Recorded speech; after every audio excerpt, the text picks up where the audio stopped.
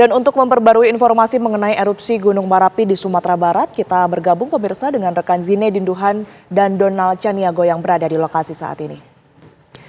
Selamat siang rekan-rekan, kami ke Zinedine Duhan terlebih dahulu. Duhan, apakah erupsi masih terus terjadi hingga siang hari ini di tempat Anda mengabarkan?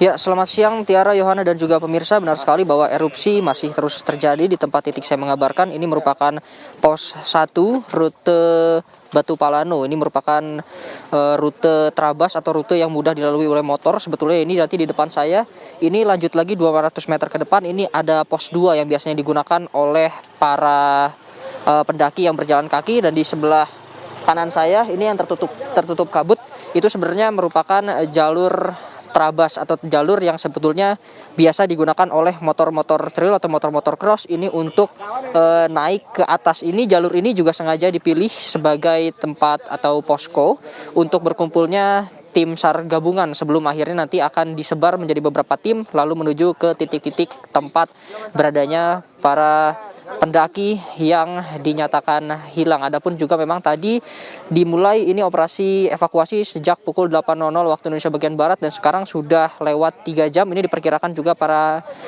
tim SAR atau tim yang mengevakuasi ini sudah bisa sampai ke puncak atau ke titik-titik yang memang sudah diketahui sebelumnya. Kemarin ini ada 8 titik yang sudah ditemukan pendaki, di mana juga ke-8 pendaki di 8 titik ini juga memang sudah dinyatakan meninggal dunia. Adapun juga memang kemarin sempat disebutkan ada 12 orang yang masih belum ditemukan. Nah, tadi juga Kepala Kantor Basarnas Padang ini menyebutkan kepada kami bahwa 10 orang ini dinyatakan sudah dilihat oleh warga meskipun belum ada bukti foto yang diserahkan kepada tim Basarnas. Lalu untuk 2 orang lainnya ini sudah ditemukan oleh warga dan juga bukti fotonya ini sudah ditemukan oleh Basarnas. Artinya ini saat ini di atas total ada 18 korban atau pendaki, di mana yang 8 ini dinyatakan meninggal dan merupakan bagian dari 11 orang yang diberitakan meninggal kemarin. Lalu untuk 12 yang hilang, 2 sudah ditemukan oleh warga dan 10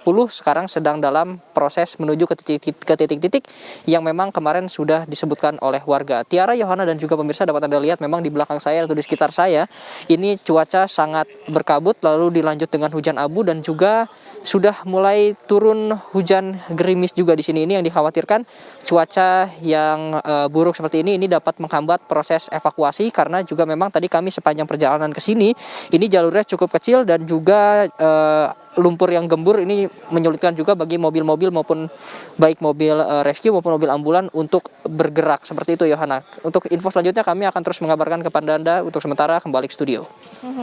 Duhan, mungkin Anda juga bisa gambarkan informasi yang mungkin Anda dapatkan dari pihak SAR begitu.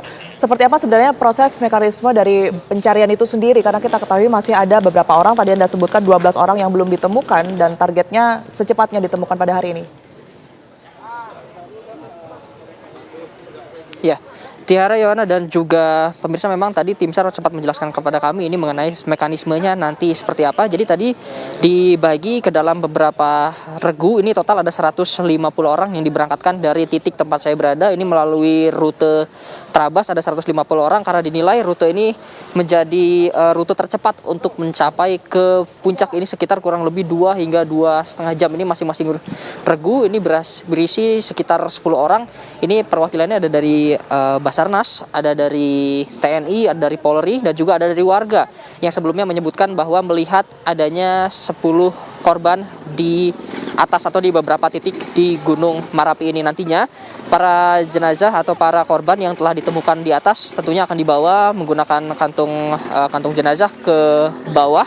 Ini baik ke pos tempat saya berdiri sekarang, ini merupakan pos 1 Batu Palano, maupun ke pos 2 Batu Palano. Ini pos 2 Batu Palano ini sebetulnya berada di 200 meter setelah pos ini, namun juga memang medan dari pos 2 ini cukup sulit untuk mencapai ke titik tersebut, sehingga memang para ambulans ini ada sekitar 4 hingga 5 ambulans yang standby di pos 1 Batu Palano, sehingga nantinya para korban yang di bawah dari atas atau yang sudah ditemukan ini akan dibawa ke sini lalu diberangkatkan dari pos 1 menggunakan ambulan menuju ke posko, lalu nantinya akan dilanjut ke rumah sakit yang berada di Bukit Tinggi. Adapun juga memang prioritas untuk evakuasi pada hari ini merupakan kepada ke-8 pendaki yang dinyatakan sudah ditemukan dan sudah dinyatakan dalam kondisi yang tidak bernyawa. Jadi prioritasnya adalah untuk membawa ke-8 orang ini dulu, baru nantinya akan membawa ke 10 pendaki lainnya yang sudah dinyatakan ditemukan oleh warga. Tiara. Baik, dari Zine Dinduhan kita bergeser pemirsa ke lokasi tempat dan Donald Caniago berada. Donald, informasi terbaru dari lokasi Anda seperti apa? Ya, saya sekarang berada di pos pemantau Gunung Marapi. Karena tadi sekitar pukul 7:30 waktu Indonesia Barat terjadi kembali hujan abu yang mengguyur di kawasan Kabupaten Agam dan beberapa daerah di Kota Bukit Tinggi.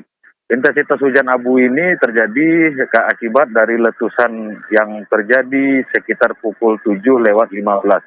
Dari data pantauan pos pemantau ini, ada setidaknya hingga pukul 9 ini tercatat ada sekitar 5 kali letusan, sedangkan letusan yang cukup besar itu terjadi pada 02:15 dini hari tadi.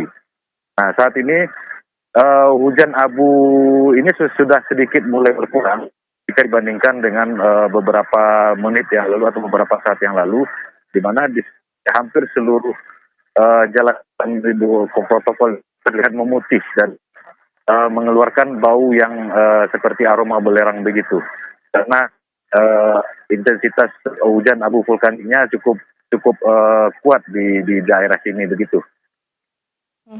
Donald, bagaimana dengan pos yang kemudian ini bisa digunakan sebagai titik di mana para keluarga dan juga kerabat ini mendapatkan informasi untuk para korban? Ya, informasi dari pos pengungsian atau pos penanggulangan Gunung Marapi tadi mengatakan bahwa di pos kantor Wali Negeri Batu Palano itu sudah tertampang atau terdaftar yang sudah dievakuasi dan siapa yang belum ditemukan.